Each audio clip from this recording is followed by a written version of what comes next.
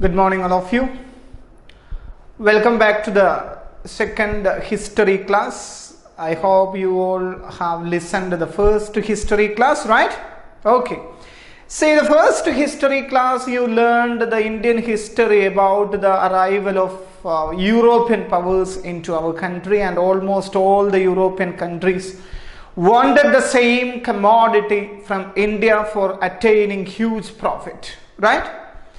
And a page from the first chapter which we discussed as from trade to territory. The first page we have completed, and now we are moving to the another side of our chapter, that is about East India Company in Bengal.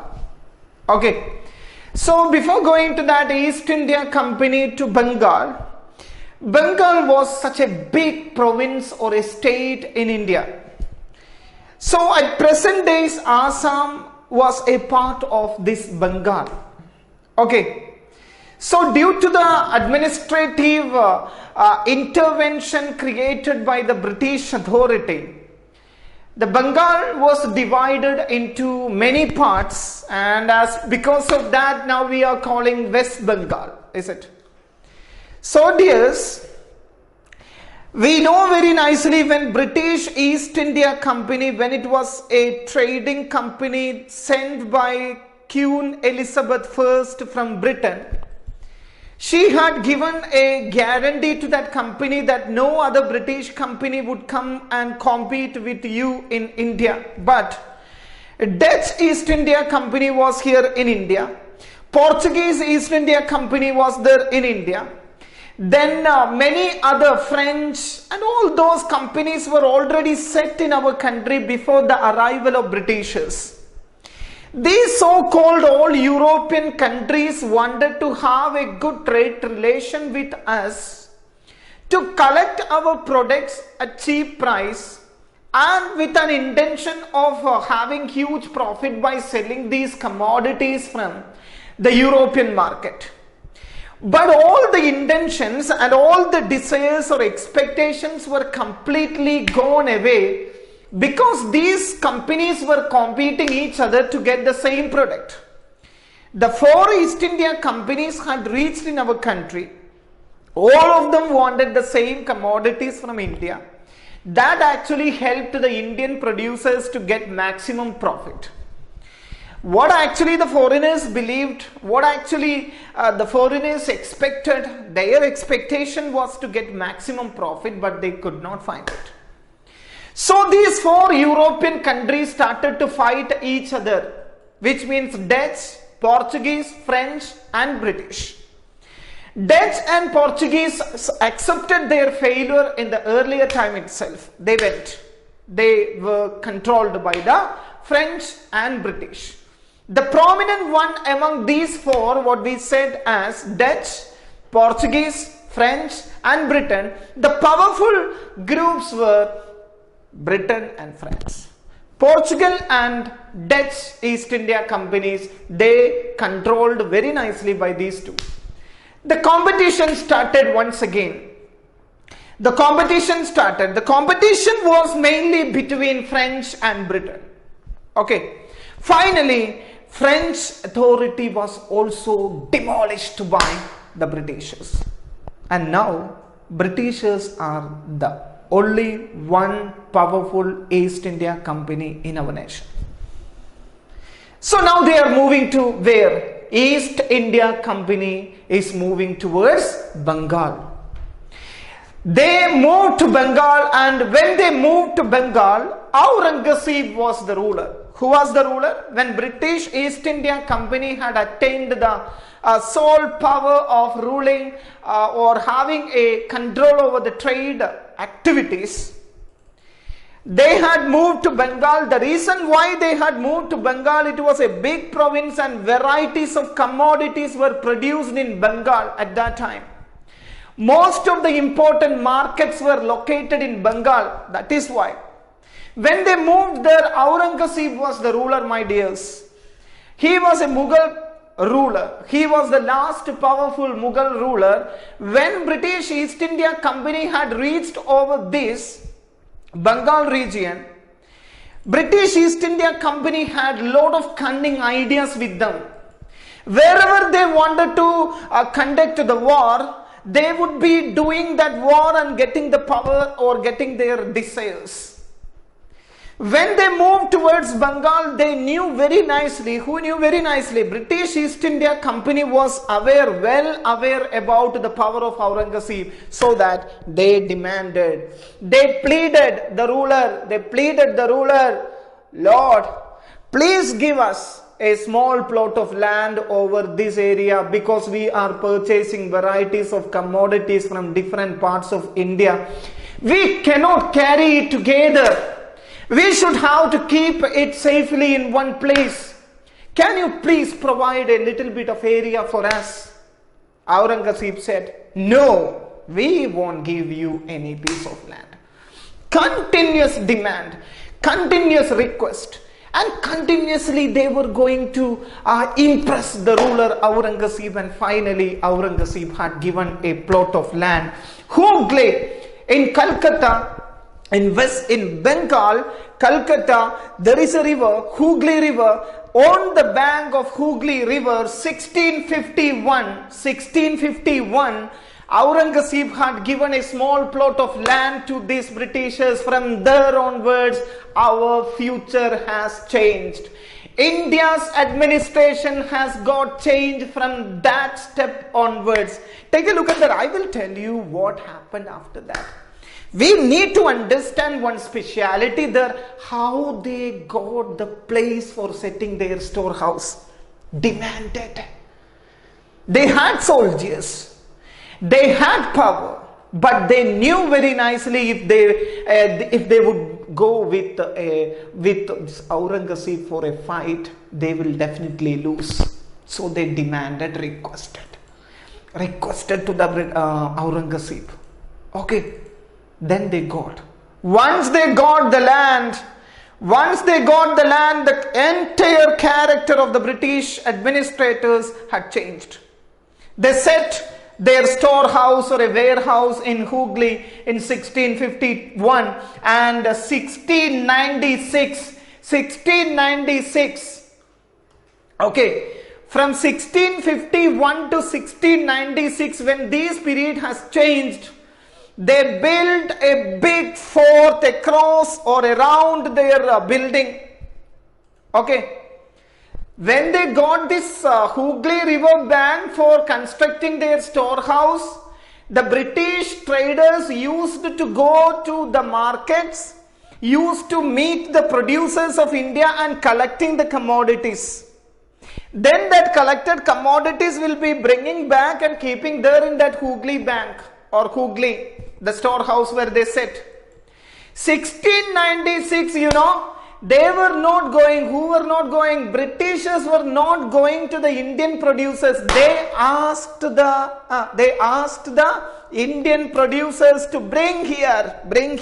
If you want to sell your product, you bring here and we will be ready for purchasing. Earlier, they were moving to the Indian producers and purchasing the commodities and bringing back to their storehouse, what we call Hooghly. 1696, they demanded the Indian producers that if you want to sell the product, you bring it here. And around the storehouses, they build a fort. Their army, they set around the warehouse. Their army. Indian producers wanted to produce the commodities and they need to carry it from themselves. Then it should be given to the British masters from Hooghly. Okay, see the change. How did they get the land? How did they get? They demanded and they pleaded to the Aurangzeb. Then they got. Now you look at this. 1696, when that period has come up, they demanded to the Indian producers, bring your products to here. And the Indian producers had no voice of asking What will be the price of the product what they are going to give to the British merchants or British traders? No bargaining capacity. When there were when there were four companies from Europe, Indian producers had a voice of making their bargaining. They could bargain, but now they could not, because there is only one powerful trading company in our nation at that time, that is British East India Company. So their instruction need to be followed by the Indian producers. Okay, then once they controlled these producers of India are under the control of British traders right now. Okay. They continued their demands towards Aurangzeb. Who continued their demands towards Aurangzeb? The Britishers continued. Yes. What? We want some more concessions. One concession, they got a plot of land. What was the another concession they required? They required Zamindari system. Zamindari. What is Zamindar? Zamindars means they wanted some regions of Bengal under their control for their trading actions. Look at that. Actually, the land involved under Bengal, directly ruled by Aurangzeb, demanded to Aurangzeb that for our expansion of trade, we need at least a few villages of Bengal under our control. Gradually, that control was also given by whom? Aurangzeb. Again and again they were demanding, they were asking the ruler to get some concessions. One after another. Once they got one concession, they will be demanding the next.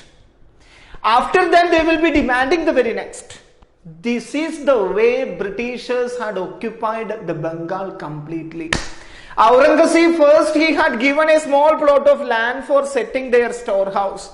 Then Zamindars were given Zamindari system, which means a few regions of Bengal had given freely to whom? The Britishers.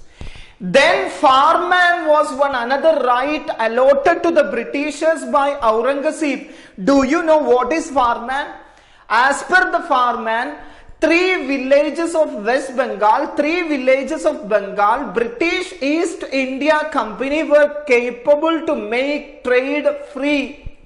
No tax need to be paid to the ruler. Before, when they were not setting strongly in our country, they were giving money to the producers, and at the same time, for their economic transaction, they used to give an amount of tax to the ruler. Okay, Aurangzeb, since he was the ruler, he was getting that tax. Once the Britishers, they were slowly spreading their roots over the Indian soil to loot our resources, they asked the ruler about more concession. The concession which they cunningly attained from Aurangzeb was farmland. As per the farmland system, no British officials should give tax to the ruler from the 3 villages. Over 3 villages, British East India Company's traders can do their trading activities freely. That right was given by Aurangzeb after the cunning effort taken by the Britishers towards the master, which means the master was Aurangzeb. Aurangzeb slowly given all these kind of rights. Automatically, when Britishers got the complete right of trade over the 3 villages, there were many villages in West Bengal. Understood? Many villages were there. As per farmland rule or as per farmland system, over 3 villages of Bengal, British East India Company can of course make free trade, and they need not to make any kind of tax to the ruler. But once they got this farmland right, everywhere in Bengal, how many villages were there? Over every regions of Bengal, they made free trade. They did not pay any amount of tax to the ruler. A ruler who can definitely lead his country only where there is a proper income from this tax. British East India Company, since they are making the trading activities, they should definitely pay a tax to the ruler, but it was not paid. By telling the name of farman, as per the farman, over 3 villages, the British East India Company were free from the paying of tax. But by using that, the entire Bengal, they made the trade freely. They did not pay any amount of tax to the ruler. Unfortunately, when Britishers were marching forward to the development, the brave and the courageous ruler of India and the Mughal Empire, Aurangzeb, had passed away. Okay, see, when Aurangzeb had passed away, there were no powerful ruler in India, and slowly Bengal was occupied by the British East India Company. Such an important economic region of India at that time was Bengal, and Bengal was completely dominated by the British East India Company, my dears. After Aurangzeb, there were no powerful rulers. The kingdom was, or the administrative responsibility was given to whom? Nawabs. And Nawabs were ruling, and Nawabs were not capable enough to make a competition or a fight between the British East India Company. Companies started manipulate that in Bengal there is no ruler, there is no kingdom. After the death of Aurangzeb, there is no kingdom, there is no powerful authority over Bengal. So that we are taking the responsibility. We should have to get more concessions to make trade over Bengal. They started to demand, they started to request. Who started to request? The British East India Company. After the death of Aurangzeb in Bengal, the Bengal region wanted to be captured by the British East India Company. So they started to compel the image over the people that there is no proper or perfect ruler over Bengal, so that the responsibility of deciding matters over Bengal will be automatically coming to the side of British East India Company. So British East India Company started their full-fledged economic activities over Bengal. But for namesake, there was a kingdom that was Nawabs. Nawabs, they took the responsibility. But here you see, when this British East India Company started their trading activities over Bengal, the income of Bengal rulers had reduced. After Aurangzeb's death, the Bengal region was automatically came under Britishers, and for namesake there was an Indian kingdom. They were called Nawabs, and Nawabs' income had reduced drastically because British East India Company were not paying a single amount of money to the Indian rulers as tax, because no powerful rulers from the Indian side to ask them, why don't you pay the tax? No such powerful ruler after Aurangzeb in Bengal to question the British East India Company about the payment of tax. As per the right which was given by Aurangzeb to the British East India Company, that was farmland, over 3 villages of Bengal, they were able to collect the products without paying the tax. But after the death of Aurangzeb, everywhere in Bengal, trade was free for the British East India Company, and tax was not paying to them. Whom? To the Indian rulers. So this actually had made a shake to the economic status or economic base or foundation of the Indian rulers, especially the Nawabs. Look at that. The first Nawab after Aurangzeb was Murshid Quli Khan.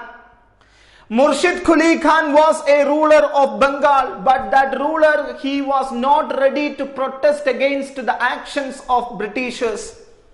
Britishers were maximum utilizing that situation to get more wealth from Bengal.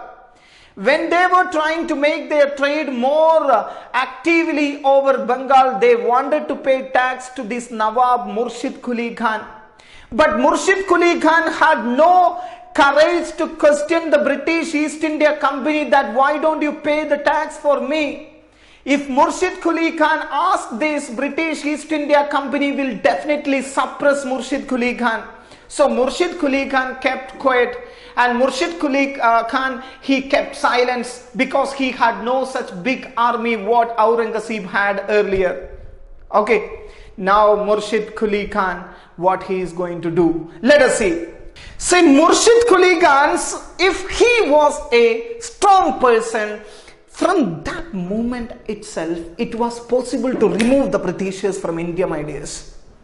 But that idiotic ruler, Murshid Quli Khan, I would definitely say that he was an idiot. Why did he come and sit on the throne of a ruler if he could not react against the British masters? Huh? Murshid Quli Khan, since he was a ruler, he should definitely react against the Britishers and he should definitely question them, but he did not do that. That was actually gave motivation and inspiration to the Britishers. Nobody from Indian side to question us. So that why should we worry? Why should we pay the tax? No, they did not. They did not pay the tax to the Indian ruler, and the income of the Indian rulers had reduced drastically, and Murshid Quli Khan had passed away. Nice, right? Murshid Quli Khan had passed away. The next ruler, Alivardi Khan. Alivardi Khan. Oh, next Nawab of Bengal. Alivardi Khan, when he came to the throne, he started to question. No, he was also same like Murshid Quli Khan. Then why did these idiotic people were selected to the rulers? Huh? Why did these people are being selected as the rulers? Should not be, right? But it was happened. It was happened, yes. After Murshid Quli Khan's administration had given lot of inspiration to the British East India Company to grow up in our soil. When Murshid Quli Khan had passed away, Britishers had some worry. Who would be the next Nawab? Whether he would be more powerful than Murshid Quli Khan, whether he would be capable enough like Aurangzeb. Britishers had a worry. Britishers were happy when Alivardi Khan was not questioning them. Britishers were continuously doing their activities over Bengal. After Alivardi Khan, till Alivardi Khan, the British East India Company could earn maximum possible from West Bengal.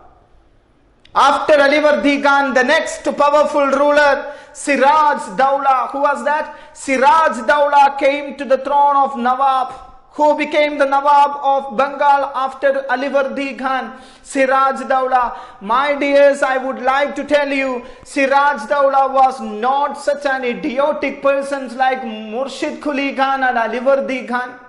He had a strong army. Who had a strong army? Siraj Dowlah had a good army. Siraj Dowlah was a brave warrior. He was a great and intelligent leader from the Nawab's category. And when he became the ruler of Bengal, from the Indian side, Britishers wanted to worry much. Britishers wanted to have some kind of tensions. It was taken place in Bengal. Siraj Dowlah, when he adorned the throne, he started to question the Britishers that you should definitely reduce the number of army. You are increasing the strength of your army. That should not be taken place. You reduce the size of your army.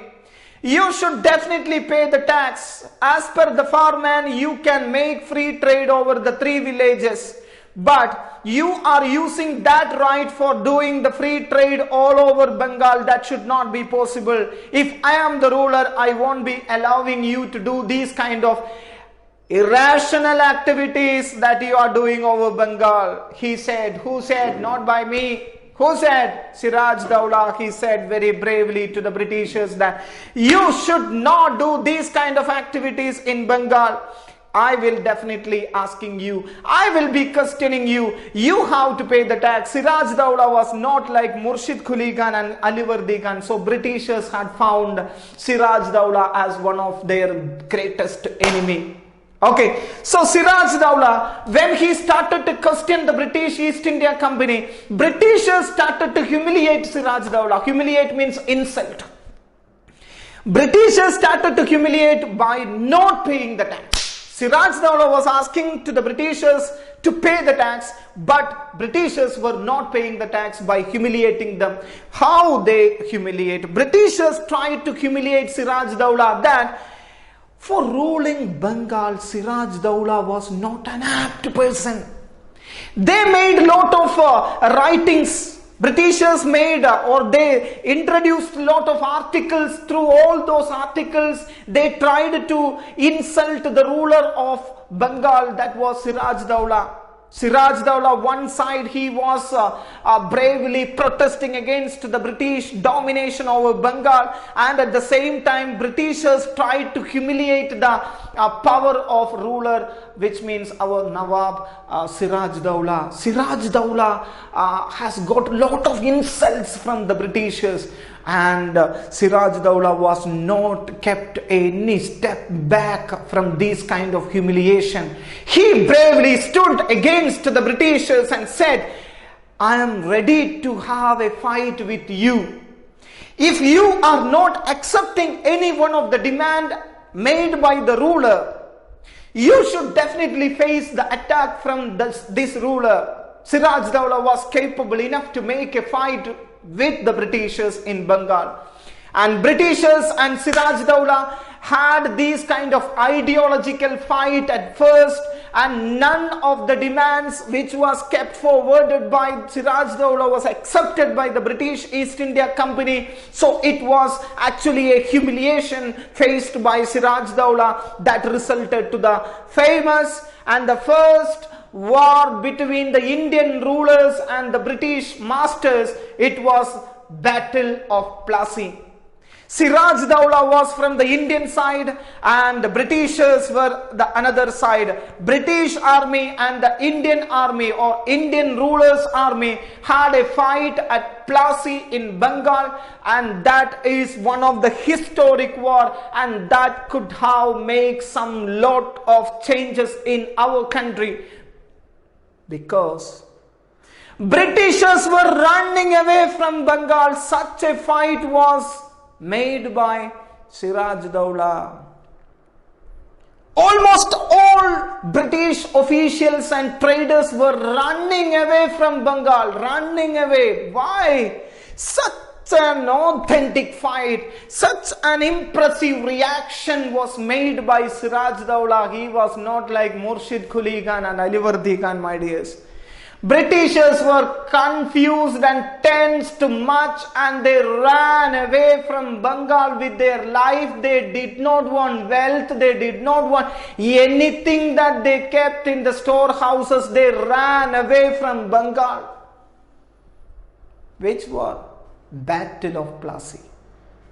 So Siraj Dowla is going to be the master of Bengal. From Bengal, British East India Company officials were running away with their life. Then what happened to the Plassey? What happened to the Britishers? We will be discussing the Battle of Plassey in more detail in the next class. Till this, you read the textbook and listen the class very well. I'm sure that you can easily understand the class. One or two times you repeatedly see the video and get the topics and read the textbook, and the works and everything will be sharing you with the Google Classroom. Okay, so we are winding up today's class. Thank you so much for your patience listening to me. Thank you. God bless you.